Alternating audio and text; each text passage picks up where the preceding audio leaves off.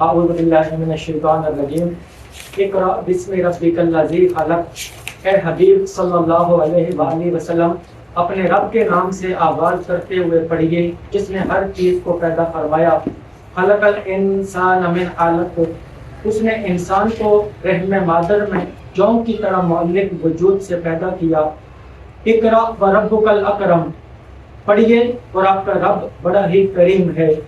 الذی علم بالقلم، جس نے قلم کے ذریعے لکھنے پڑھنے کا علم سکھایا۔ قل هل يستوي الذین یعلمون والذین لا یعلمون، اے حبیب صلی اللہ علیہ وآلہ وسلم فرما دیجئے کیا جو لوگ علم رکھتے ہیں اور جو لوگ علم نہیں رکھتے سب برابر ہو سکتے ہیں؟ وقل رب زدنی علما، اے حبیب صلی اللہ علیہ وآلہ وسلم فرما دیجئے اے میرے رب میرے علم میں اضافہ فرما۔ مضامین آیات نمبر 1، حضور نبی کرم صلی اللہ علیہ وآلہ وسلم پر اترنے والی پہلی وحی ہی علم کی اہمیت کے بیان میں ہے۔ نمبر 2، پڑھنے پڑھانے سے تعلق رکھنے والے کے لیے اللہ رب العزت انتہائی کریم ہے۔ نمبر 3، اللہ رب العزت کی نگاہ میں اہل علم کا رتبہ بے علم لوگوں سے کہیں بلند ہے۔ نمبر 4، خود حضور نبی کرم صلی اللہ علیہ وآلہ وسلم کو اللہ رب العزت نے ہر چیز کے علم سے نواز رکھا تھا، اس کے باوجود فرمایا کہ محبوب مجھ سے علم میں اضافہ کی دعا کرتے رہیں۔ حضور نبی کرم صلی اللہ علیہ وآلہ وسلم جس زمانے میں تشریف لاتے ہیں آپ کی ولادت باسعادت ہوتی ہے۔ مکہ کا جو ماحول تھا اس میں کیا تھا کہ جہالت عام تھی، قتل و غارت گری تھی، کسی کو قتل کر دینا، کسی کا خون بہا دینا یہ عام چیز تھی، اس کو برا نہیں سمجھا جاتا تھا۔ بیٹیوں کو زندہ درگور کر دیا جاتا تھا، عورتوں کے حقوق نہیں تھے، کسی کا کوئی مقام نہیں تھا، یتیموں کے حقوق نہیں تھے، مساکین کے حقوق نہیں تھے۔ اگر کوئی عورت بیوہ ہو جاتی تو اسے بند کمرے میں قید کر دیا جاتا۔ چھوٹی چھوٹی باتوں پر لڑائیاں ہوتی تھیں، جھگڑے ہوتے تھے، ان کی تلواریں نکل آتی تھیں اور دو قبیلوں کے درمیان چھوٹی چھوٹی باتوں پر عرصہ گئے تک ان کے درمیان جنگ جاری رہتی تھی۔ اور جب عبادت کا وقت ہوتا تو وہ خانہ کعبہ میں آتے، تالیاں بجاتے تھے، سیٹیاں بجاتے تھے، اور 360 بت انہوں نے خانہ کعبہ میں آویزہ کیے ہوئے ہیں۔ کسی کا نام لات ہے، کوئی منات ہے، کوئی حبل ہے، کوئی عزا ہے، بت پرستی ان کا شعار ہے۔ اور اس ماحول کے اندر کوئی ایجوکیشنل انسٹیٹیوٹ نہیں، کوئی اسکول نہیں، کوئی کالج نہیں، کوئی مدرسہ نہیں، کوئی تہذیب نہیں، کوئی ثقافت نہیں۔ آپ کو معلوم ہونا چاہیے کہ ہمارے نبی پاک صلی اللہ علیہ وآلہ وسلم جس ماحول میں تشریف لائے وہ معاشرہ کیسا تھا، اس معاشرے کی تصویر کشی کر رہا ہوں آپ کے سامنے تاکہ پتہ چلے کہ کنٹریبیوشن کیا ہے ہمارے نبی کی، ہمارے نبی پاک صلی اللہ علیہ وسلم نے کیا کیا تھا۔ اب عورتوں کا کوئی مقام نہیں، جس کے گھر بیٹی پیدا ہوتی تھی قرآن مجید کی آیات کے مطابق اس کا چہرہ غم سے سیاہ ہو جاتا تھا۔ وہ اپنے لیے اس بچی کی پیدائش اپنے لیے نحوست سمجھتے، اپنے آپ کو منحوس سمجھتے اور بچیوں کو زندہ درگور کر دیتے تھے۔ اس طرح کا ماحول ہے۔ اور پھر اس ماحول کے اندر میں نے بتایا کہ کوئی ایجوکیشنل انسٹیٹیوٹ نہیں ہے، کوئی پڑھانے والا نہیں، کوئی ان کو سیدھے راستے پہ لانے والا نہیں۔ ایک ہوتی ہے نا کہ بندے کے اندر ایبیلٹی ہوتی ہے، جو حق اور باطل کے اندر تمیز کرنے کی صلاحیت ہوتی ہے بندے کے اندر، وہ کوئی بتانے والا نہیں کہ حق یہ ہے اور باطل یہ ہے، یہ سچ ہے یہ جھوٹ ہے، یہ اندھیرا ہے یہ روشنی ہے۔ اس کے اندر تمیز کرنے کی صلاحیت اس ماحول کے اندر وہ نہیں تھی۔ اس ماحول کے اندر حضور نبی کرم صلی اللہ علیہ وسلم تشریف لاتے ہیں۔ حضور نبی کرم صلی اللہ علیہ وسلم جب اس ماحول کے اندر جب دیکھتے ہیں، اسی ماحول کے اندر پروان چڑھتے ہیں، بڑے ہوتے ہیں، بچپنا گزرتا ہے، ان بچوں کے ساتھ بیٹھتے بھی ہیں، کھیلتے بھی ہیں، بچپن سے گزرتے ہیں، لڑکپن سے گزرتے ہیں، جوانی میں آتے ہیں۔ جب حضور نبی کرم صلی اللہ علیہ وسلم جوانی میں آ جاتے ہیں اور پھر 30 دن 40 دن جا کر غار حرا میں بیٹھ جاتے ہیں، جب غار حرا میں بیٹھتے ہیں تو اللہ تبارک تعالیٰ کا جو پہلا پیغام آتا ہے وہ کیا آتا ہے؟ پہلا پیغام آتا ہے اقرأ بسم ربک الذی خلق، پڑھیے اپنے رب کے نام سے جس نے پیدا کیا، جس نے تخلیق کی۔ اب کائنات کے اندر جو بھی چیز بنی، جس کی کریشن ہوئی، جس کی تخلیق ہوئی، فرمایا پڑھیے اپنے رب کے نام سے جس نے تخلیق کی ساری کائنات کی۔ ٹھیک ہے؟ تو اقرأ کا جو چراغ غار حرا میں جلا تو نبی پاک صلی اللہ علیہ وسلم کو اللہ تبارک تعالیٰ نے فرمایا میرے محبوب یہ تو جہالت بھرا ماحول ہے، اس ماحول میں آپ نے جانا ہے اور اقرا کا چراغ جلانا ہے۔ اقرا کا معنی پڑھنا، ریڈنگ، پڑھنا، پڑھانا، تدریس، ٹیچنگ کرنا، دوسروں کو سکھانا، یہ علم اقرا کا چراغ لے کر نبی پاک صلی اللہ علیہ وسلم تشریف لاتے ہیں۔ اور حضرت ارقم رضی اللہ تعالیٰ عنہ ایک صحابی رسول ہے، وہ اپنے آپ کو پیش کرتے ہیں منتظم کے طور پر۔ تو جو اقرا کا چراغ غار حراس میں جلا تھا وہ اقرا کا چراغ دار ارقم میں جلنے لگا۔ یہ فرسٹ ایجوکیشنل انسٹیٹیوٹ تھا مکہ معظمہ میں، دار ارقم، دار کہتے ہیں جگہ، ارقم رضی اللہ تعالیٰ عنہ کے گھر، یہ دار ارقم یہ پہلا ایجوکیشنل انسٹیٹیوٹ بنا جس میں نبی پاک صلی اللہ علیہ وسلم نے وحی کا جو نزول ہوتا صحابہ کرام کو بیان کرتے، تو احادیث مبارکہ بھی ہوتے ہیں اور پھر قرآن مجید کی آیات بھی ہوتے ہیں۔ اب ایک بات بڑی زبردست ہے وہ آپ کے سامنے بیان کرو۔ اس معاشرے کے اندر کیا تھا؟ ہر بندہ جھوٹ بولتا تھا، اس معاشرے میں سچ کوئی نہیں بولتا تھا، ہر شخص امانت میں خیانت کرتا تھا، ہر شخص دوسرے پہ ظلم کرتا تھا، ہر شخص غریب پر، یتیم پر، مسکین پر ظلم کرنا وہ اپنا استحقاق سمجھتا تھا، اپنا حق سمجھتا تھا کہ غریب کے اوپر میں ظلم کرو۔ کسی کی جان محفوظ نہیں، کسی کا مال محفوظ نہیں، کسی کی عزت محفوظ نہیں، یہ وہ معاشرہ ہے۔ اب جب سارے لوگ دیکھتے ہیں کہ جہاں ہر طرف ہر شخص جھوٹ بول رہا ہے، ان جھوٹ بولنے والوں میں ایک ذات وہ سچ بولتی ہے، تو لوگ پوچھتے ہیں کہ یہ کون ہے کہ ہر بندہ جھوٹ بولتا ہے اور یہ سچ بولتا ہے، ہر بندہ امانت میں خیانت کرتا ہے اور یہ ذات امانت کی حفاظت کرتی ہے۔ یہ لوگ اس کے پاس اپنی امانتیں رکھواتے ہیں، تو ہر طرف سے آواز آتی ہے کہ اور تو ہم کچھ نہیں جانتے، بس اتنا جانتے ہیں کہ اس کا نامی محمد ہے صلی اللہ علیہ وسلم۔ تو نبی پاک صلی اللہ علیہ وسلم نے اپنی ذات، اپنے کردار کو سامنے رکھا۔ جہاں ہر طرف جھوٹ بولا جاتا تھا، حضور نبی کرم صلی اللہ علیہ وسلم ایسے معاشرے کے اندر سچ بولتے ہیں، امانتوں کی حفاظت کرتے ہیں، وہ عورتوں کے حقوق کی بات کرتے ہیں۔ اسلام نے عورت کو مقام دیا، ماں کے قدموں کے اندر جنت رکھ دی، اور جس نے 2 بیٹیوں کی پرورش کی جنت میں اس کے 2 محلات بن جاتے ہیں۔ عورت کا مقام دیا، غلاموں کے حقوق دیے، پڑوسیوں کے حقوق دیے، یہ اسلام نے حقوق دیے۔ اور حضور نبی اکرم صلی اللہ علیہ وسلم کی دعوت اتنی بہترین دعوت تھی۔ اب دیکھیں جب کوئی صفا پر چڑھے، صفا اور مروہ جہاں پر عمرہ کیا جاتا ہے، صفا اور مروہ، یہ صفا کا جو پہاڑ تھا، کوئی صفا پر کھڑے ہوئے تمام سرداران قریش کو بلایا، اور بلانے کے بعد فرمایا اگر میں کہوں کہ اس پہاڑ کے پیچھے سے ایک لشکر ہے جو تم پر حملہ کر دے گا تو کیا میری بات مان لو گے؟ انہوں نے کہا مان لیں گے۔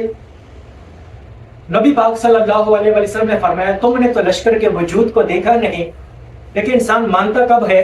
جب اپنی آنکھوں سے دیکھا ہو اور اپنے کانوں سے سنا ہو پھر اسے مانا جاتا ہے نا۔ تو فرمایا کہ تم نے تو اس قافلے کو دیکھا نہیں تو تم کیسے مان لو گے؟ انہوں نے کہا کہ ہم اس لیے مان جائیں گے کہ آپ سچ بولتے ہیں۔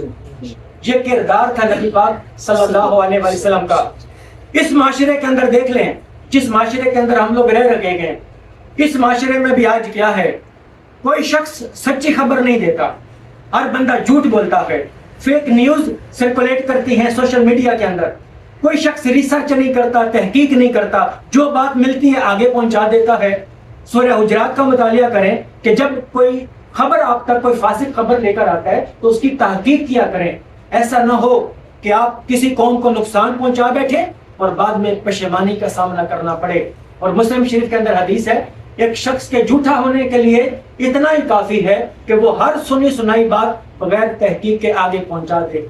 آج جس معاشرے کے اندر ہم رہ رہے ہیں، ایجوکیشنل انسٹیٹیوٹ بہت بنے ہوئے ہیں، اسکول بھی ہیں، کالجز بھی ہیں، یونیورسٹیز بھی ہیں، مدرسہ بھی ہیں۔ آپ سوال پوچھیں گے آپ کو مراکز علم قائم کرنے کی کیا ضرورت ہے؟ اس گھر کے اندر مرکز علم کیوں بنا ہوا ہے؟ اس گھر میں کیوں لوگ جمع ہوئے ہیں؟ تحریک منہاج القرآن مراکز علم کیوں قائم کر رہی ہے؟ تو اس کا میں چھوٹا سا جواب دوں کہ ایجوکیشنل انسٹیٹیوٹ تو بہت ہیں، ہر شخص علم کا دعویٰ کرتا ہے، مگر جو علم کی خصوصیات قرآن بیان کرتا ہے وہ خصوصیات لوگوں کے اندر پیدا یہ انسٹیٹیوٹ نہیں کر سکے۔ مثال کے طور پر آپ کو میں قرآن مجید کی ایک آیت بتاؤں، سورہ الفاتر، کتاب میں سے جو کچھ پڑھنا تھا وہ میں نے پڑھ دیا. میں نے آج زبانی آپ سے گفتگو کرنی ہے. بعد میں علامہ ساجد صاحب آپ کے خطابات پروگرامات کرتے رہیں گے. ہم کسی اور وجہ سے آپ کے پاس آئیں گے مرکز علم کی اہمیت بیان کرنے ہیں, ٹھیک ہے نا. آج علم کی اہمیت آپ لے کے جائیں گے اور پھر آپ نے معاشرے میں یہ میسج لوگوں تک پہنچانا ہے. اب آپ نے غور سے سننا ہے. سورہ الفاتر ہے. اللہ تبارک تعالیٰ نے فرمایا انما یخشی اللہ من عبادہ العلماء. یہ جو انما کا کلمہ ہے یہ کلمہ حصر ہے, یعنی کہ یہ بات فقط اسی پر منحصر ہے.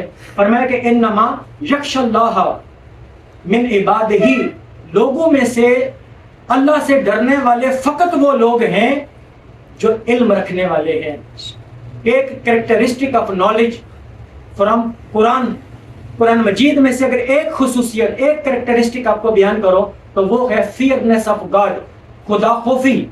جس قرآن کہتا ہے کہ جس بندے کے من میں علم داخل ہوتا ہے اس کے اندر اللہ کا ڈر پیدا ہو جاتا ہے, اس کے دل کے اندر خدا خوفی آتی ہے.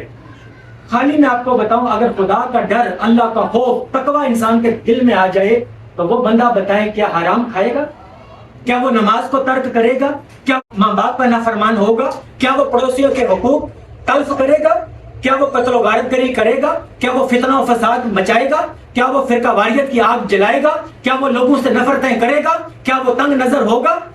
جب اللہ تبارک تعالیٰ کا خوف کسی کے من میں پیدا ہو جائے, یہ بہت بڑی دولت ہے. یہ ایک کریکٹرسٹک ہے جو قرآن مجید نے بیان کی.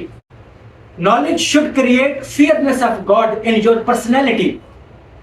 علم کی ڈیمانڈ یہ ہے کہ تمہارے دلوں کے اندر خدا کا خوف پیدا کر دے, تمہارے اندر خدا خوفی پیدا ہو. آپ مجھے بتائیں, یہ جو معاشرہ ہے, ہر بندے سے پوچھیں وہ کہے گا میں میٹرک پاس ہوں, میں نے انٹر کیا ہے, میں گریجویٹ ہوں, میں ماسٹر ہوں, میں نے ایم فل کیا ہے, میں نے ایم بی بی ایس کیا ہے, میں نے ڈپلومہ کیا ہے, میں نے سوشیالوجی پڑھی ہے, میں نے میتھمیٹکس پڑھی ہے, میں نے اکنامکس پڑھی ہے, میں نے ایسٹرونومی پڑھی ہے, میں نے باٹنی پڑھی ہے, میں نے زولوجی پڑھی ہے, کیمسٹری پڑھی ہے, فزکس پڑھی ہے, اناٹمی پڑھی ہے. طرح طرح کے سبجیکٹ پڑھنے کے باوجود یہ معاشرہ عروج کی طرف نہیں جا رہا, ہم تنزلی کی طرف جا رہے ہیں. کبھی یہ سوچا ایسا کیوں ہے؟ اس لیے کہ علم کا دعویٰ ہر بندہ کرتا ہے مگر علم اس کے باطن میں داخل ہوا ہی نہیں. قرآن بیان کرتا ہے کہ جس بندے کے من میں علم اترتا ہے وہ ادب کا پیکر بنتا ہے. پنجابی زبان میں ایک وہ مصرع ہے, علم پڑھیا تے ادب نہ سکھیا تے کی لینا پڑھ کے ہو. جس علم نے آپ کے اندر بڑوں کا ادب کرنا, آپ کے من میں یہ بات نہیں اتری, اس علم کا کیا فائدہ. پھر قرآن مجید بیان کرتا ہے, ایک اور چیز بتا دو, ایک اور کریکٹرسٹک بتاؤں. قرآن مجید کے اندر ہے کہ جب انسان کے اندر علم آتا ہے تو وہ انصاف کا پیکر بنتا ہے, وہ عدل کا پیکر بنتا ہے. Knowledge should create justice in your personality, in your mind, in your heart. علم چاہتا ہے کہ آپ انصاف کے پیکر بنیں, آپ عدل کے پیکر بنیں. اب اگر ایک شخص علم کا دعویٰ تو کرے لیکن وہ انصاف اس کے اندر نہ ہو, عدل نہ ہو, آپ کو سمجھ آ رہی نا باتیں کہ سارے انسٹیٹیوٹ دیکھ لیں, اسکول دیکھ لیں, کالجز دیکھ لیں, یونیورسٹیز دیکھ لیں, وہ علم دے رہے ہیں, لوگ ڈگریاں بھی لے لیتے ہیں. ایک شخص ہے وہ ڈگری لے لیتا ہے, ایم این اے بن جاتا ہے, ایم پی اے بن جاتا ہے, اور وہ ڈگری لے کر پھر وہ جاب بھی کرنے لگ جائے. مگر اس کا مطلب یہ نہیں کہ ہی از اے نالجبل پرسن, کہ وہ پڑھا لکھا بندہ ہے یا وہ عالم ہے. عالم بننے کے لیے ضروری ہے کہ علم کی خصوصیات اس کے باطن میں داخل ہو اور اس کے کردار کو بدل کے رکھ دے, اس کی پرسنالٹی تبدیل ہو جائے. تو مناج القرآن کے اندر جو ایجوکیشن کا جو کانسیپٹ ہے وہ ہم آپ کی کردار سازی کرنا چاہتے ہیں, ہم اپنی کردار سازی کرنا چاہتے ہیں کہ ہم عدل کے پیکر بنے. دیکھیں نا, جس معاشرے میں ہر طرف جھوٹ بولا جاتا تھا وہاں ایک آمنہ کا لال سچ بولتا تھا. اس لیے کہا کہ اگر میں تمہیں کہوں کہ اس پہاڑ کے پیچھے سے ایک لشکر آ رہا ہے جو تم پر حملہ کرے گا تو کیا میری بات مان لو گے؟ انہوں نے کہا مان لیں گے. پوچھا کیسے مان لو گے, تم نے تو لشکر کے وجود کو نہیں دیکھا. فرمایا کہ بے شک ہم نے لشکر کو تو نہیں دیکھا مگر ہم نے آمنہ کے لال کو دیکھا ہے. 40 برس جس محمد مصطفیٰ نے مکہ میں اپنی زندگی گزاری ان کے منہ سے کبھی جھوٹ نہیں نکلا. وہ عدل کے پیکر ہیں, وہ انصاف کے پیکر تھے. پھر علم جب آتا ہے انسان کے من میں تو تنگ نظری کو ختم کرتا ہے. ہمارے اندر تنگ نظریاں ہیں, ہمارے اندر ایک تو مذہبی فرقہ واریت ہے, یہ بریلوی ہے، یہ دیوبند ہے، یہ وہابی ہے، یہ مقلد ہے، یہ غیر مقلد ہے، یہ اہل حدیث ہے، یہ فلاں ہے، یہ فلاں ہے. ایک تو یہ مذہبی فرقہ واریت اور دوسری لسانی فرقہ واریت. یہ پنجابی ہے، یہ پٹھان ہے، یہ سرائکی ہے، یہ سندھی ہے. یہ ٹکڑوں کے اندر امت کو تقسیم کر دیا گیا. کوئی وحدت کی بات نہیں کرتا اور تنگ نظری اتنی ہے، نیرو مائنڈڈنس ہے. ہم براڈ مائنڈڈ نہیں رہے، ہمارے قلب وسیع نہیں ہے، ہمارے ذہن وسیع نہیں ہے. ہم کسی کو برداشت نہیں کر رہے ہوتے. ایک مسلک والا دوسرے مسلک والے کو قبول نہیں کرتا اور ایک قومیت والا دوسری قومیت والے کو قبول نہیں کرتا. ایک قوم کا تصور نہیں ہے.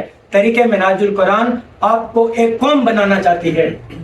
علامہ اقبال نے کہا تھا کہ ایک ہوں مسلم حرم کی پاسبانی کے لیے، نیل کے ساحل سے لے کر تا بخار کے کاشغر. علامہ اس قوم کو ایک بنانا چاہتے تھے اور ہم ٹکڑیوں میں تقسیم ہو گئے. قرآن مجید نے فرمایا وَاعْتَصِمُوا بِحَبْلِ اللَّهِ جَمِيعًا وَلَا تَفَرَّقُوا. اللہ کی رسی کو مضبوطی سے تھامے رہو اور تفرقے میں نہ پڑو. آج ہم تفرقوں میں پڑ گئے، ہم دوسرے کو برداشت نہیں کرتے، دوسرے کی عزت نہیں کرتے. تو جس طریقے سے حضور نبی کرم صلی اللہ علیہ وسلم نے 23 برس کی زندگی کے اندر کتنا بڑا انقلاب لایا کہ جہاں عورت کو عزت نہیں دی جاتی تھی اور غلاموں کے حقوق نہیں تھے، جب مکہ فتح ہوتا ہے حضور نبی کرم صلی اللہ علیہ وسلم حضرت بلال رضی اللہ تعالیٰ عنہ کو فرماتے ہیں کہ کعبہ کی چھت پر چڑھ کر آزان دو. اب وہ بلال جسے غلام بنایا جاتا تھا اور کوڑے پر سائے جاتے تھے کہ تم اسلام کا نام نہ لو، اور وہ معاشرہ غلاموں کو نیچے بٹھایا کرتا تھا. اسلام نے مقام دیا، اسلام نے ہر طبقے کو عزت دی اور غلام کو خانہ کعبہ کی چھت پہ کھڑا کر دیا. فرمایا کہ اے بلال، یہ وہی معاشرہ ہے مکے کا جو تمہیں نیچے بٹھاتا تھا. عہد کہنے سے جو روکتے تھے، آج اللہ اکبر کہہ کر اور محمد رسول اللہ کہہ کر خدائی کے ڈنکے بھی بجا اور محمد رسول اللہ کے ڈنکے بھی بجا، اور لوگوں کو پتا چلے کہ تمہارا نظام وہ تھا جو غلاموں کو نیچے بٹھاتے تھے. یہ محمد مصطفیٰ کا نظام ہے کہ غلام کو کعبہ کی چھت پہ کھڑا کر دیا. تو یہ اسلام بڑا خوبصورت ہے، اس کے کانسیپٹ کو آپ نے سمجھنا ہے. جو بچے اسکول کے، کالج کے، یونیورسٹیز کے جو لڑکے ہیں، اپنے اندر وہ کریکٹر بلڈنگ کریں، اپنے اندر کردار سازی کریں. تو منہاج القرآن نے یہ جو نصاب بنایا ہے، اس مراکز علم کے پروگرامات میں آپ اوروں کو بھی لے کر آئے. ہمیں ماشاءاللہ مجھے بہت خوشی ہوئی ہے کہ اتنے سارے لوگ. آخر میں انشاءاللہ ہم ایک اجتماعی طور پر پکچر بھی لیں گے اس طریقے سے کتابیں اٹھا کے. یہ پیغام لوگوں تک پہنچانا ہے کہ اگر ہم مراکز علم کے پروگرام میں آئیں گے، علم کے ساتھ ساتھ ہم ادب کا پیکر بنیں، ہمارا دل بڑا ہو، ہم ہر ایک کی عزت کریں، ہر ایک کا احترام کریں، ماں باپ کی عزت کریں، ماں باپ کا کہنا مانیں، پڑوسیوں کے خیال کریں، بڑوں کا خیال کریں، ادب کریں، احترام کریں، ادب کے پیکر بنیں، انصاف کے پیکر بنیں. ہمارے اندر کرپشن نہ ہو. جب آپ کا کردار یہ ہوگا، دیکھیں نبی پاک صلی اللہ علیہ وسلم 40 سال کی جب عمر ہوئی تو فرمایا اب تبلیغ شروع کریں. اب سوچنے کی بات ہے کہ یہ جو جوانی کی عمر ہوتی ہے، وہ 40 برس اللہ تبارک تعالیٰ نے اپنے حبیب سے تبلیغ کیوں نہیں کروائی؟ وہ 40 برس نعوذ باللہ کہیں ضائع تو نہیں ہو گئے؟ نہیں، ہرگز ضائع نہیں ہوئے. 40 برس نبی پاک صلی اللہ علیہ وسلم نے اپنا کردار بتایا. جب انسان کا کردار اتنا مضبوط ہو تو وہ بہت کم بھی منہ اس کے سے اگر تبلیغ کرے گا تو لوگ اس کی بات کو مانیں گے. آج ہمارے اندر غلطی کیا ہوگی؟ ہم نے اپنے کردار کو کلین نہیں کیا، نیٹ نہیں کیا، ہمارے کردار کو ہم نے درست نہیں کیا. ہم زور تبلیغ پہ دیتے ہیں. ہر بندہ تبلیغ کرنا چاہتا ہے، ہر بندہ استاد بننا چاہتا ہے، ہر بندہ مبلغ بننا چاہتا ہے، مگر مبلغ بننے سے پہلے حضور نبی کرم صلی اللہ علیہ وسلم نے اپنے کردار کو پیش کیا تھا. جب شفاف کردار ہوگا تو پھر کم تبلیغ سے بھی لوگوں پر اثر ہوگا، آپ کی زبان میں تاثیر آئے گی. بس یہ میسج تھا. اور آخر میں ہم آپ سے التجا کریں گے، آپ لوگ جتنے بیٹھے ہوئے ہیں، فیملی مراکز علم کے اوپر خالی میں اپنی بات کر دوں. یہ تو مرکز علم ہو رکھا ہے، علامہ ساجد صاحب ہیں اور یہاں کے لوگ ہیں جو پروگرام کر رہے ہیں. ہر گھر کے اندر یہ کتاب آپ خرید لیں، ٹھیک ہے؟ آپ اپنے گھر میں آپ جب پڑھائیں گے تو آپ کے والدہ، آپ کے والد، آپ کی بہنیں، آپ کے بھائی، آپ کے بچے، آپ کے وائف، اپنی فیملی کو بٹھائیں اور اس طریقے سے آپ نے پڑھنا ہے. اور جب آپ پکچر بنائیں گے تو صرف معلم کی بنے گی، فیملی کی پکچر نہیں بنانی، صرف معلم کی پکچر بنے گی جو جینٹس ہوگا، ٹھیک ہے نا؟ وہ گروپ بتا دیں گے ساجد صاحب، آپ کو اس گروپ کے اندر آپ بھیج دیا کریں. اور ایک ایپ آپ نے ڈاؤن لوڈ کرنی ہے یا آپ نے یاد رکھنا ہے، منہاج 365. یہ ایپ ہے منہاج 365. اس کے اندر ایک مرکز علم کا آپشن ہے. آپ مرکز علم کے آپشن پہ آپ کلک کریں گے تو پھر آگے پلس بنا ہوگا، اس پلس کو کلک کریں گے تو وہ آپ سے پوچھیں گے کہ آپ کا نام پوچھیں گے، معلم کا نام کیا ہے، آپ کا نام آ جائے گا، نیچے آپ نے فیملی اراکین کے نام ڈال دینے ہیں، ان کی ایجوکیشن ڈال دینی ہے۔